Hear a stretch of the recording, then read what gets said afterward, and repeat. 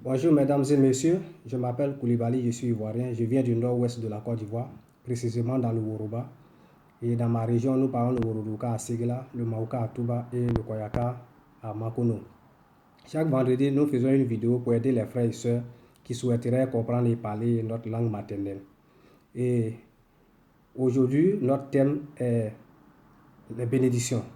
À travers les bénédictions, nous allons à notre manière enrichir votre vocabulaire. Et dans la deuxième partie de la vidéo, puisque nous divisons notre vidéo en deux parties désormais, nous allons nous intéresser à la vie des jeunes filles sans leur mère biologique. Donc voilà, chers frères et sœurs, ce que nous allons développer aujourd'hui dans la vidéo de la semaine. Donc sans plus tarder, nous allons commencer avec la première partie de la vidéo qui est la bénédiction. Donc en Woroduka, la bénédiction c'est Joaou. Donc nous avons sélectionné cette bénédiction pour vous. Et la première bénédiction est la suivante. Allah Ouna Soma. Allah c'est Dieu. Kun c'est la tête. So c'est le village. Qu'est-ce que ça veut dire? Cette bénédiction voudra dire que Dieu nous oriente vers notre village, que Dieu nous oriente vers nos origines. Mais pourquoi on fait ce genre de bénédiction? On fait ce genre de bénédiction pour que nous ne perdons pas en vue nos origines, pour ne pas que on soit égaré comme on le dit. On fait ce genre de bénédiction pour que on ait l'amour de nos origines, on ait l'amour de notre village, de notre région, l'amour de nos origines.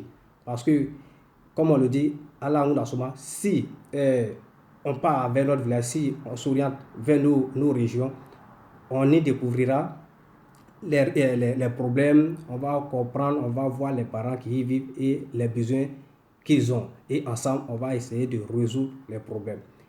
Et non seulement ça, mais en plus, pour ne pas que on perde nos origines, pour ne pas qu'on soit identifié à travers les autres, pour qu'on sache d'où nous venons. Allah Aounda Soma. Et la deuxième bénédiction, nous avons Allah Anzobraso. Allah, c'est toujours Dieu. Anzobra, c'est quelqu'un qui nous donne. Kasso, c'est donné. Solikeba, c'est quelqu'un qui donne. Ou bien, Dalikela, quelqu'un qui demande. Allah Anzobraso. Donc, de façon littérale, on dira que Dieu donne les moyens à celui qui nous en donne. Et pourquoi on fait ce genre de bénédiction? On fait ce genre de bénédiction parce que pour que quelqu'un te donne les moyens, il faudrait que lui-même, il en ait. S'il n'en a pas, il va te donner quoi? Il faut qu'il ait les moyens pour qu'il puisse t'en donner. D'où on dit Allah Azza wa Jalla. Et juste à côté de cette bénédiction, nous avons une bénédiction similaire qui est ceci. Allah Kanataji Alokuno. Allah Kanataji Alokuno, c'est le lieu où on prend, où on puise. En termes d'argent, on parlera de compte bancaire. Et que Dieu ne fasse pas que le compte bancaire soit vide. Et si c'est nourriture, on pensera au grenier. Si c'est l'être humain, à la capacité intellectuelle de l'homme, sa capacité mentale, morale à pouvoir créer des solutions, à pouvoir trouver des idées, à pouvoir adapter des pensées aux problèmes que l'on vit. Ça, c'était la deuxième bénédiction. Allah Azza wa Jalla.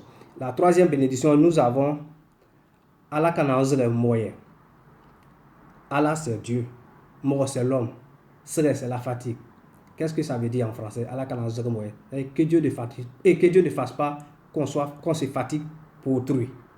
Mais pourquoi on fait ce genre de bénédiction? Le plus souvent, ce genre de bénédiction, c'est les parents qui font ça. Parce que quand ils souffrent, quand ils ont dépensé, ils ont passé toute une période, voire tout un bon moment à dépenser, à s'occuper de quelqu'un et que la personne réussit demain et que la personne ne retourne pas en famille, la personne ne revient pas au pouvoir le père ou bien pouvoir sortir le père ou bien pouvoir vraiment soulager le père, d'où le parent va faire cette bénédiction à la canne en moyen. Il y a non seulement ça, mais en plus, souvent, il arrive que le parent finisse de faire toutes ses dépenses et au moment où il devra jouir du fruit de ses efforts, au moment où il devra vraiment bénéficier maintenant du fruit de l'effort de son fils, Dieu le rappelle à lui et que Dieu nous en épargne, que Dieu nous évite ce genre de situation. Voilà où les parents font ce genre de bénédictions à la Cana, 11 moyen.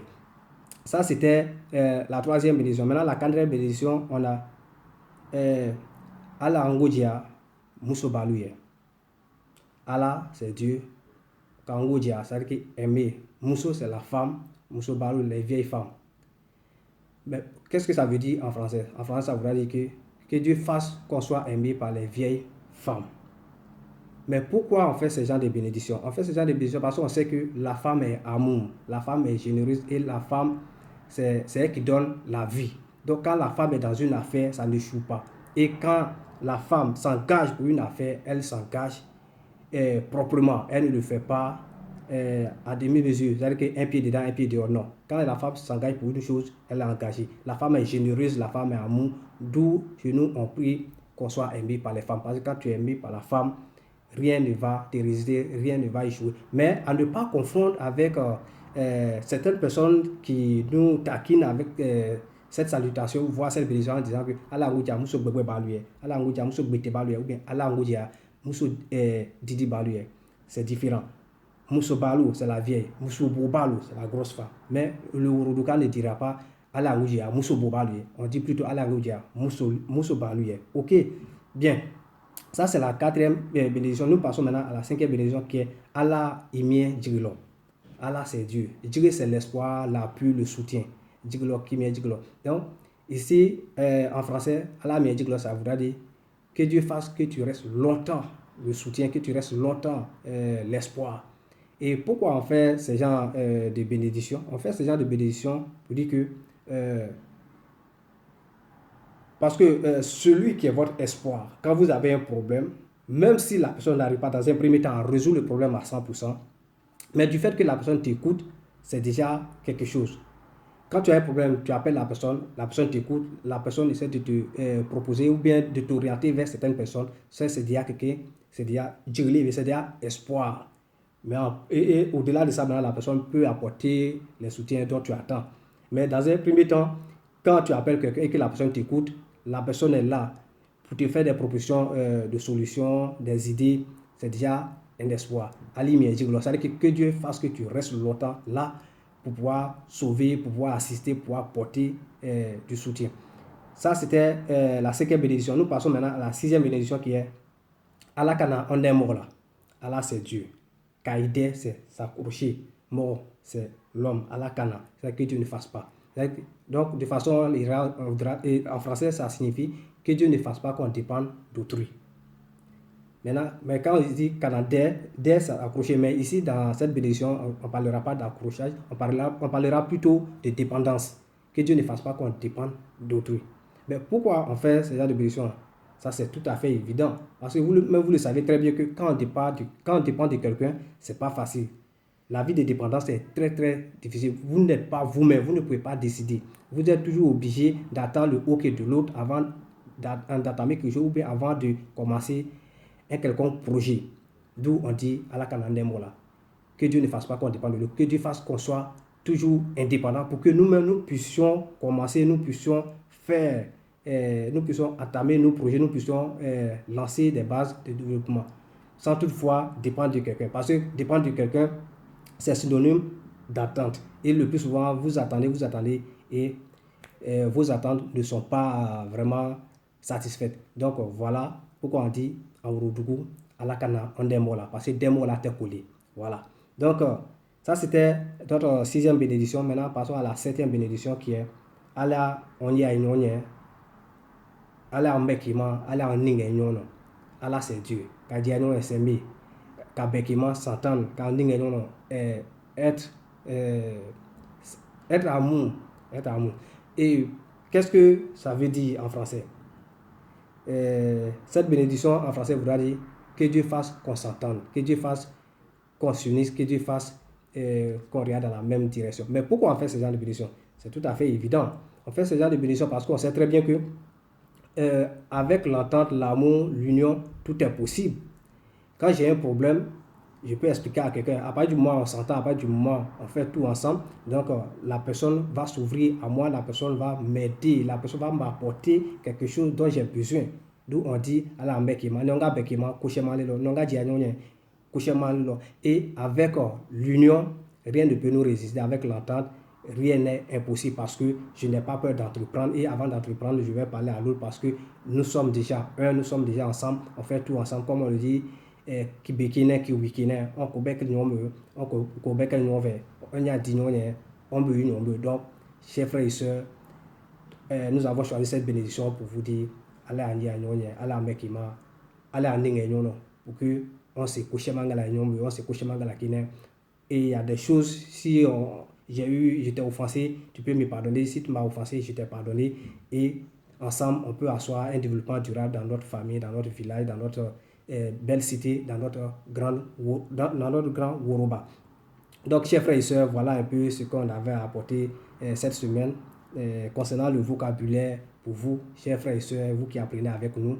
Donc, j'espère que vous allez aimer ces 7, comment on appelle ça, bénédictions qui est à la unasoma, à la zobraso, à la kana onnemola, à la kana ozremoye, à la imiejiglo, à la ngoja muso balue ala mekima ala ninge nyono ala onye nyonya. Donc c'était les 7 bénédictions de la semaine. Donc chers frères et sœurs, nous allons vous laisser concernant la partie vocabulaire et aborder tout de suite la deuxième partie de la vidéo qui est consacrée aujourd'hui à la vie de la jeune fille sans sa mère biologique.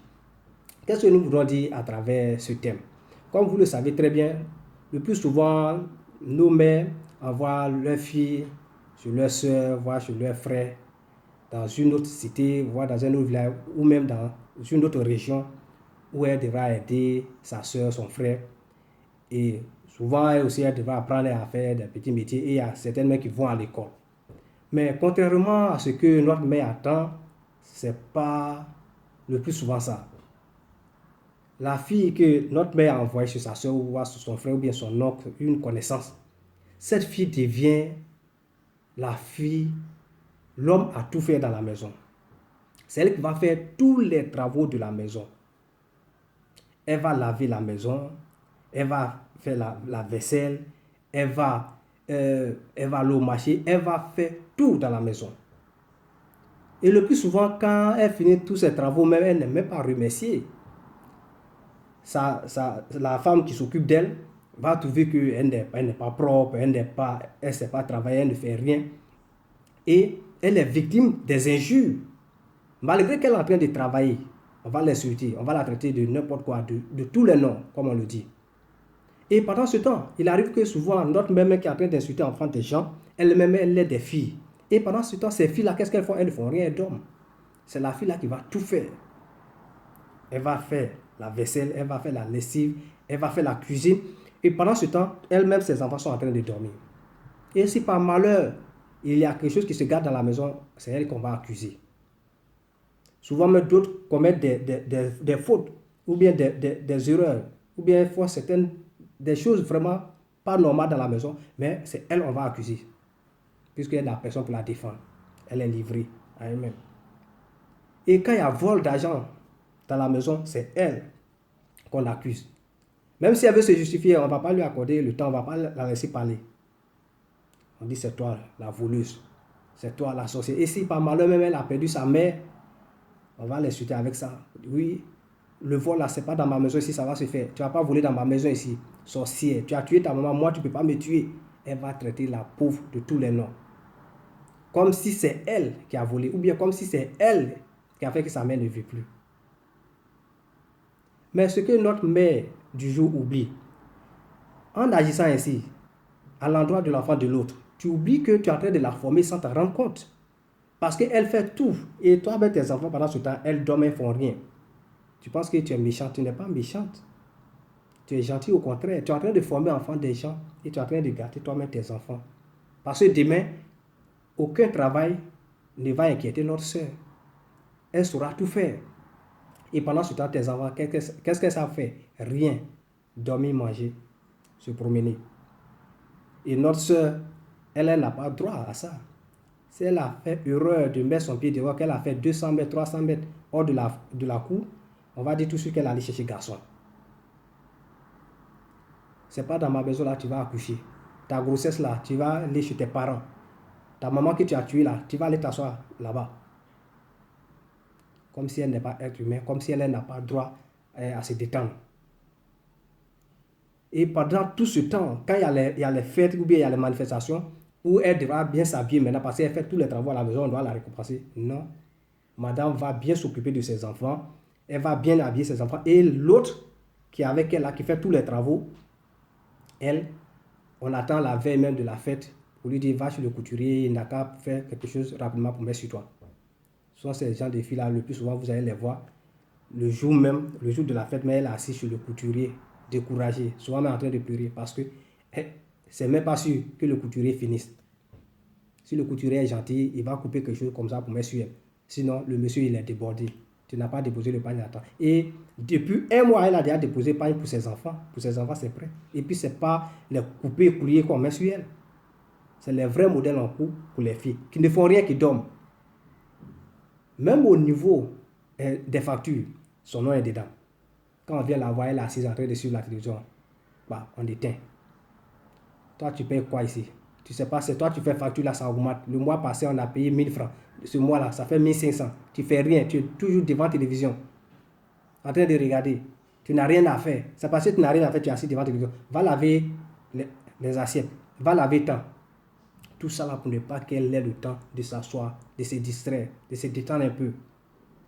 Petite émission, elle regarde 10 minutes là, ça augmente facture. Tes enfants qui sont assis depuis 1h du matin jusqu'à minuit devant l'écran, ça n'augmente pas. C'est la pauvre. Nos mamans doivent changer de comportement. Vous devez arrêter ça.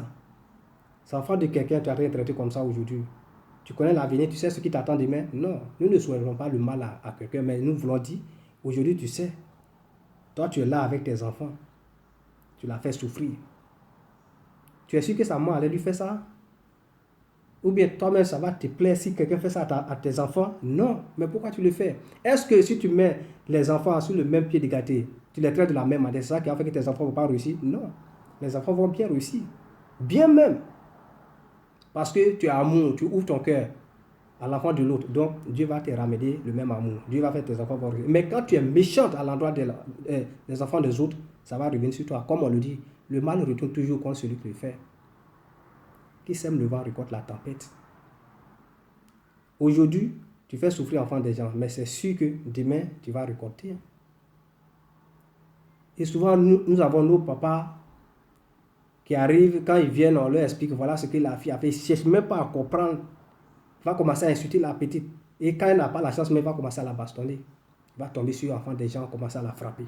Toi-même, ta propre fille. On dit voilà ce qu'elle a fait. Ne cherche pas à comprendre parce que ce que la dame a dit, c'est ça qui est la vérité. Sa femme là, elle ne ment jamais. Tout ce qu'elle dit là, c'est la vérité. C'est elle qui a volé l'argent, bah, on est sur elle. C'est elle qui a cassé tel verre, bah, on est sur elle. C'est elle qui a fait salir tel truc, bah, on est sur elle. On ne cherche même pas à savoir c'est vrai, c'est faux, non. Souvent, il y a des femmes qui sont méchantes, elles s'en vont cacher l'argent ou bien elles s'en vont gâter des choses pour mettre ça sur la fille. Tout ça là pour qu'on la frappe. Tout ça pour que vraiment on la corrige un peu. Elle va vivre vraiment malheureuse dans sa propre famille. Chaque jour, elle dit si ma maman vivait, si ma maman vivait. Alors que toi qui es là, tu es sa mère aussi. À partir du moment où tu as donné la vie à quelqu'un, tu es aussi une mère. Tous les enfants sont les enfants d'une femme. Et toute une femme, et toutes les femmes sont les mamans de tout le monde. De la manière que tu prends tes enfants, c'est comme ça que tu dois prendre l'enfant de l'autre. Ça ne va rien t'enlever. Au contraire, ça va te grandir. Parce que partout, tu vas passer à dire, ah, la dame là, vraiment, elle est bien. Mais non, ce n'est pas ce que toi tu penses. Tu penses qu'en faisant souffrir l'enfant de l'autre et mettre tes enfants au repos, c'est comme ça qu'elles vont réussir. Non. Même si elles réussissent dans la vie, mais psychologiquement, elles auront ça toute leur vie sur leur conscience. Elles auront ça sur leur conscience. Parce que toutefois, quand elles vont voir la fille, elles sauront que vraiment, quand on était petite, celle-là, elle faisait tout. Maman la frappait. Elles-mêmes, là, elles ne vont pas accepter, elles vont refuser. Psychologiquement, elles ne peuvent plus accepter ça. Parce que ce que leurs yeux ont vu depuis tout petit, elles ne peuvent pas accepter. Ce n'est pas normal, ce n'est pas humain. Et nos parents aussi, nos papas aussi, doivent penser à ça. Vous devez faire asseoir vos femmes aussi pour leur parler de ça. Qu'elles traitent bien. Parce que le plus souvent, vous faites comme si vous n'êtes pas au courant de ce qui se passe. Alors que vous savez très bien. Quand elles vous font les comptes rendus, vous tombez sur l'enfant des gens, vous commencez à les frapper, vous commencez à les battre. Non. Évitez ça, arrêtez ça. Évitez. De la manière que vous aimez vos enfants, vous devez aimer les enfants des autres comme ça. Nous sommes un. Nous sommes même chose. Aujourd'hui, tu vis avec tes enfants, tu ne sais pas qu'est-ce que Dieu te réserve demain. Donc, quand tu as en charge l'éducation, voir la vie de quelqu'un, il faut prendre soin de ça. Il faut traiter les gens de la même manière. Il faut mettre les gens sur le même pied d'égalité et ne pas faire la différence les hommes. Nous sommes tous la même chose. Il n'y a pas un être humain qui est mieux que l'autre.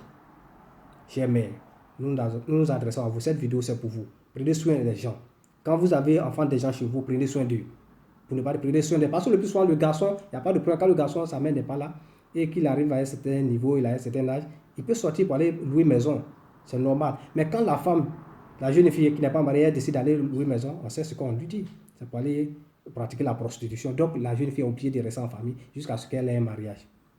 Donc nous rendons hommage à tous ces filles-là qui sont frustrées, qui sont vraiment humiliées dans leur propre famille. Sur des soeurs, sur des tantes, sur des oncles. Nous vous disons courage, chapeau à vous. Et nous attirons l'attention de nous, mais faites très attention. Parce que qui sème le vent récolte la tempête. Le mal revient toujours à celui qui le fait. Tu fais souffrir enfant des gens aujourd'hui, demain tes enfants vont souffrir. Ouais. Et à vous les pères, pensez à ça.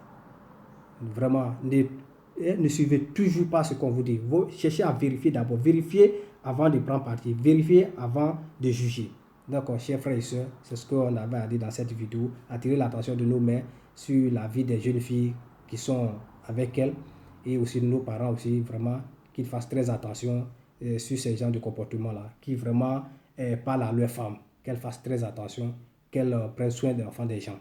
Voilà. La manière elles aiment leurs enfants, c'est comme ça, les parents des autres les aiment aussi. Donc, vraiment, qu'on reste ensemble et qu'on aime aussi l'enfant des autres et qu'on ne voit pas à travers les enfants des autres des esclaves ou bien des gens qu'il faut exploiter, ou bien des voleuses, des mendiantes, ou bien des malheureuses, ou voire même des sorcières, comme certains le disent.